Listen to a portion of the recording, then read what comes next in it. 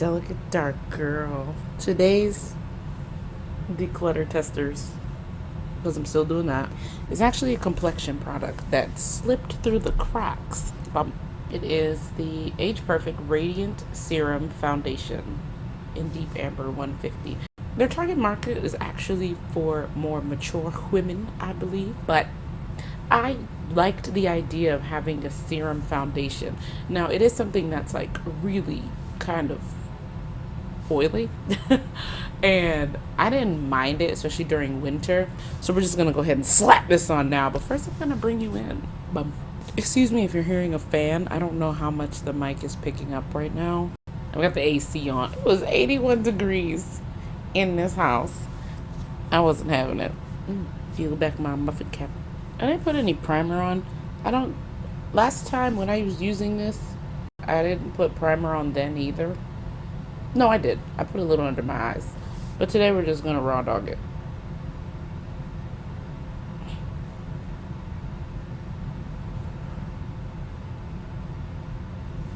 Okay.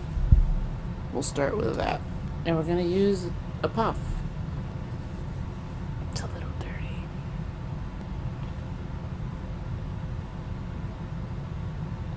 Like, I think it's really good, especially as a foundation under the eyes, because it's supposed to have a serum. It's supposed to have these active moisturizing properties.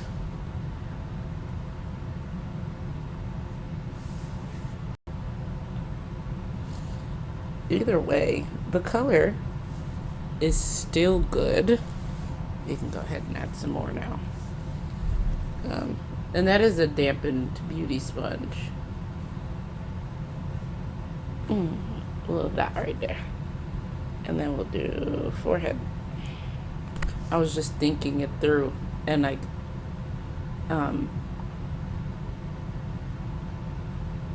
wondering. I feel like professionals might have talked about this, so I'm actually gonna like go look it up. I like it. I think the color has held up. The integrity of the product is held up. Now, mind you, I didn't use like the most product, but I used enough.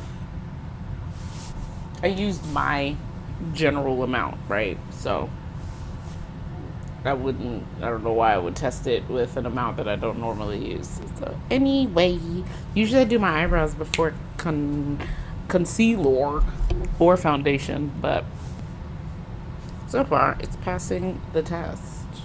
And it has sunscreen in it. I don't know how much. Oh, SPF 50.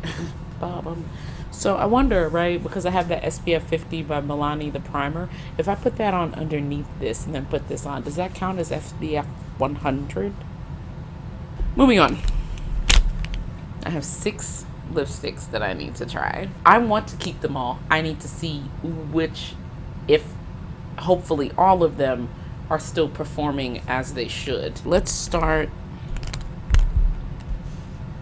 We're gonna go in chronological order when I got them, because I like chronological order. I keep all my palettes by brand, size, and chronological order. These come from a time when I was searching for the perfect like brownish red, and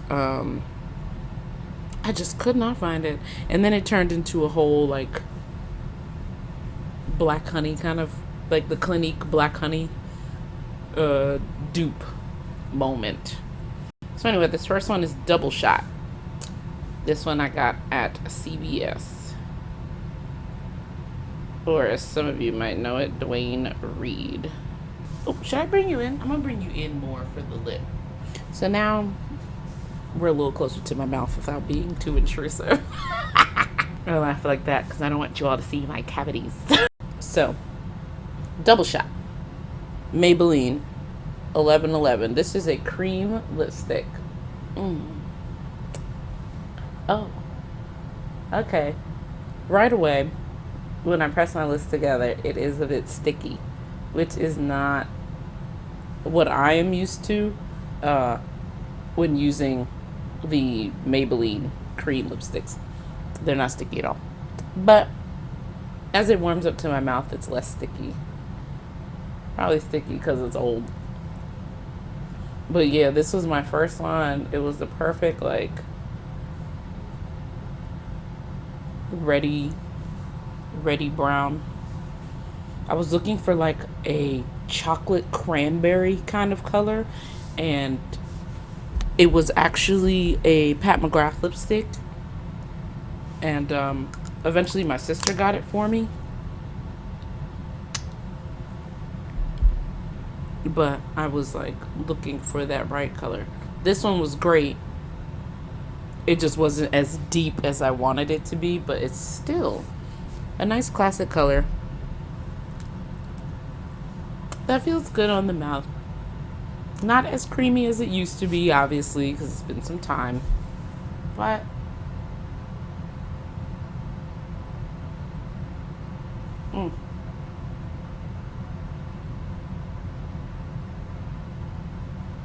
all right. You know what's good at taking off lipstick? Any kind of lipstick? The Cellar one. All right. We gonna be all right. Next, Milani, I Am Strong. I got this at Target. Boop. This is a matte lip.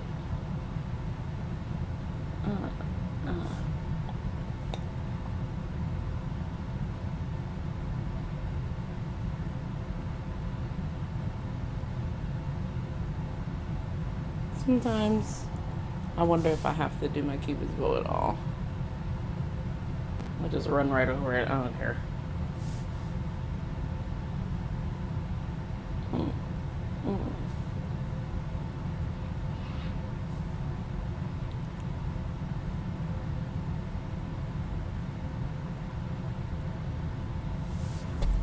Now I rub it on the bottom like that just so that I can soften the line. Yeah. So this is Milani, the matte version. As you can see, it's matte. I still like it though. And it still feels soft. It's not breaking apart on my lip. It's still that kind of airy matte that it was before. So I'm happy right now. We are passing. Next, this one is Full Spectrum CoverGirl Phenom FS315. This one's also cream, if I remember correctly. It's not like a satin cream. Actually, this one is a satin cream, isn't it? Okay. Another one that's a little sticky. Mainly because it's old. Once I get it on here and it warms up to my body, it won't be. I hope. So now we're getting closer to the deepness that I wanted. I didn't know how else to describe it except a cross between chocolate cranberry and a deep plum. This nailed the color actually. However, right now, this lipstick, it smells old, and I'm kind of sad. I think this is the first one that might disappear. It feels okay though. And you can see it's a lot more opaque than the Milani one. Like that. Isn't that such a natural color? Like you could honestly just wear this every day. Like if you're someone into nude lips, but you don't always want to do brown, this is a nice little variation. And now we get to basically the color that kick-started the search. She's So Deep by Pat McGrath. This one smells okay. Still smells like nothing. And this is also a semi-cream.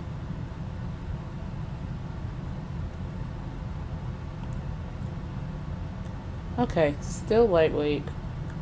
Still. Okay, no smell. I had to double check. Okay. And this honestly,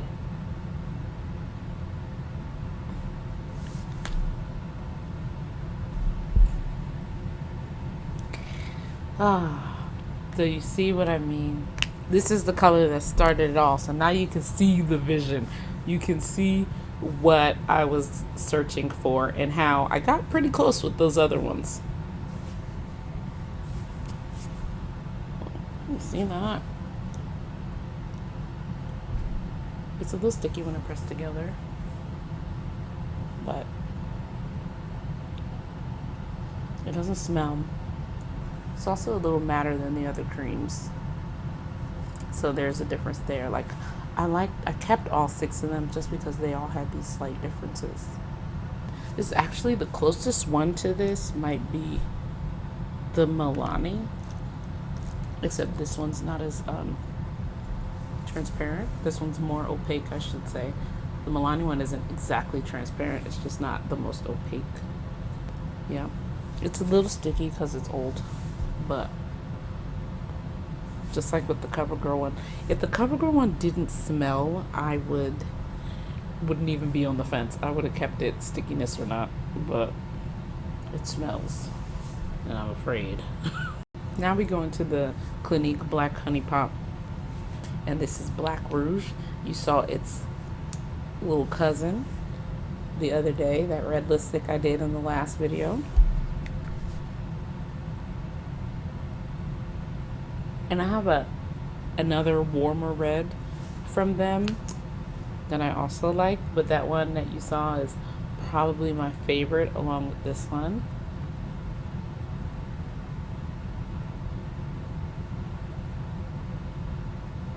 The warmer red is cute too, but I do find myself needing to add more warm tones to my face when I use it.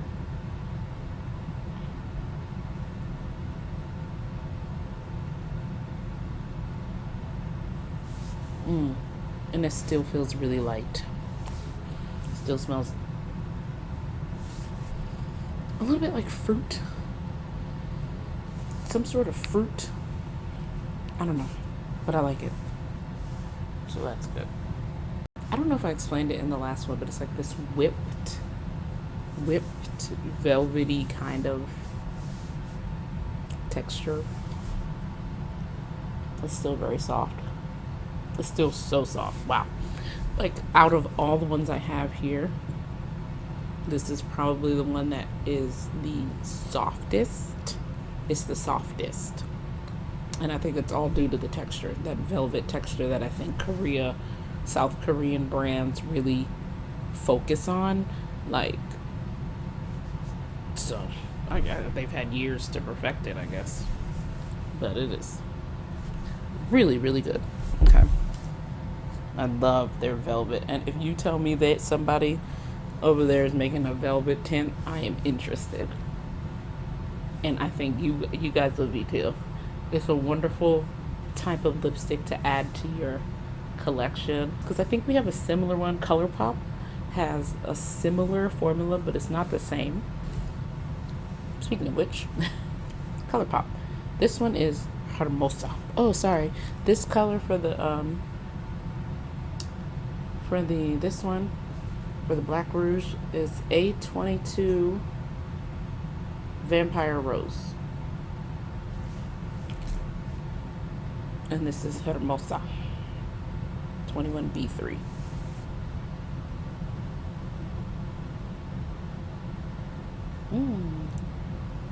Again, this is the most similar to that black. So if you've used the velvet liquid lips from ColourPop, this one's got a little more purple in it. So this one's kind of different to the others.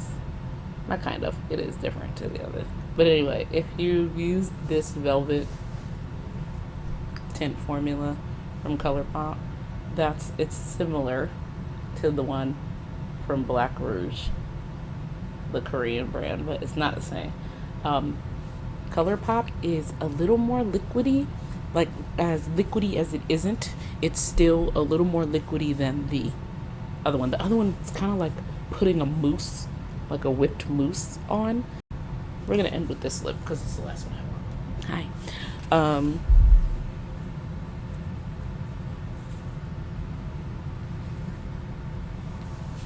I was gonna do eye makeup and everything, but this is really about foundation and lip.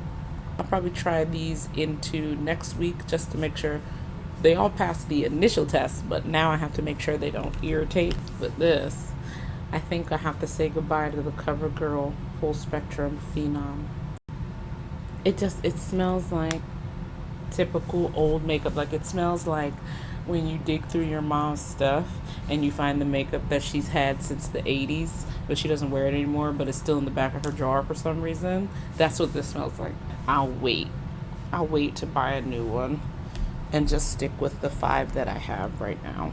And they're varying, because right now I think it's a good color family where I have various textures and various shades, like undertone within, like, you know what I mean? They're not all the same exact shade, and they're not all the same texture. It's a good little variety for the same family color lip. This one probably being the brightest. Oh, you know what? One more. I wanted to try my mascara. This is Pat McGrath. This mascara is also almost empty and old. Oh, it's just like, come on. Y'all gotta come see this. Semi before. I think it's got a really good wand if you're looking for volume. I'm watching this girl now named Portia Nailed It, and she always does these really long videos because I think she's like just doing, she always does nails in real time for the most part, but I really love watching her do nails. Anyway, look how, it's okay, but it is mostly dried up and mostly empty. Yeah, I think it's time for a new one. I think it's time to say goodbye. We had a good run. Okay, now we're done. This is it. Okay, bye. Thanks for coming to another tester with me. Bang.